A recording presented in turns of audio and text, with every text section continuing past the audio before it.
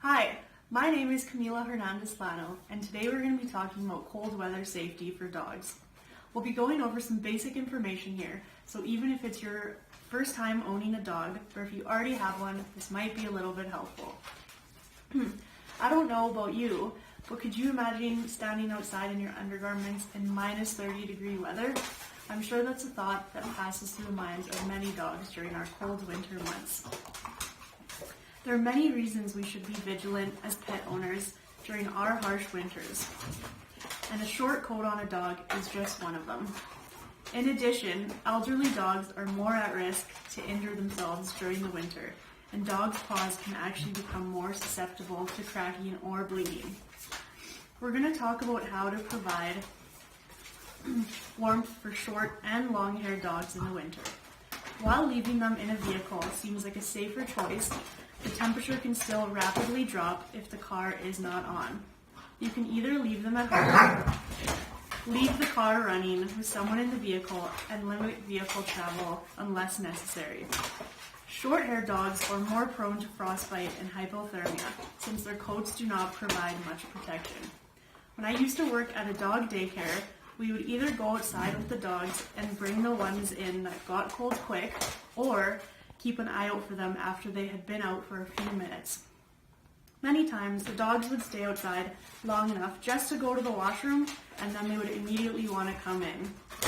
A good idea is to opt for shorter walks, reduce their time outside, and provide them with a jacket or boots. At the daycare, we would also try to keep the dogs moving, and lots of times they would stay outside longer if they were being active. Either way, if they seem uncomfortable, bring them in. There were lots of double-coated dogs that equally disliked the winter, even though that idea is generally dismissed. While keeping a close eye on your short-haired dog is always recommended, remember that cold weather can easily affect elderly dogs too. Elderly dogs are more at risk to become injured during cold spells. Long exposure to the cold can cause them to stiffen up and possibly pull a muscle by overexertion. Make sure to visit the vet regularly for checkups and to ask them questions to help out your canine pal in the winter. Due to their age and decreased mobility, they are at a higher risk of slipping and falling from unsure footing in snow and ice. To minimize risk of injury, opt for indoor exercise, like playing with toys, teaching them new tricks, which will encourage mental exhaustion versus physical exhaustion, shorter walks, and proper protection like jackets and booties. Caring for an elderly dog can become more intense depending on their needs, and it is always a good idea to remember to provide excellent care to their paws. Paw health is actually important no matter a dog's age, and weather can negatively affect their feet without proper care.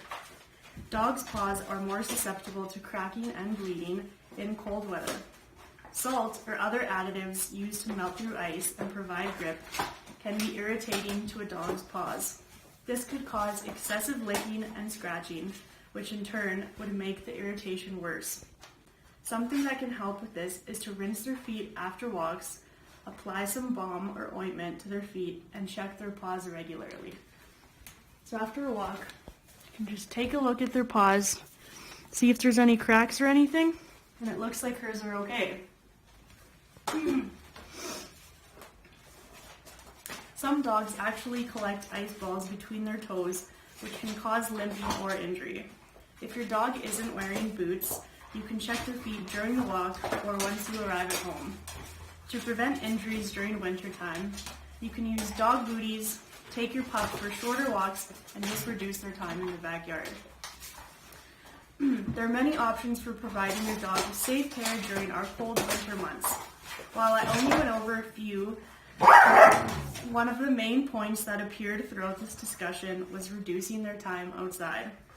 There are many ways to facilitate indoor exercise or mind stimulation, and either way, your dog will love the one-on-one attention they are receiving.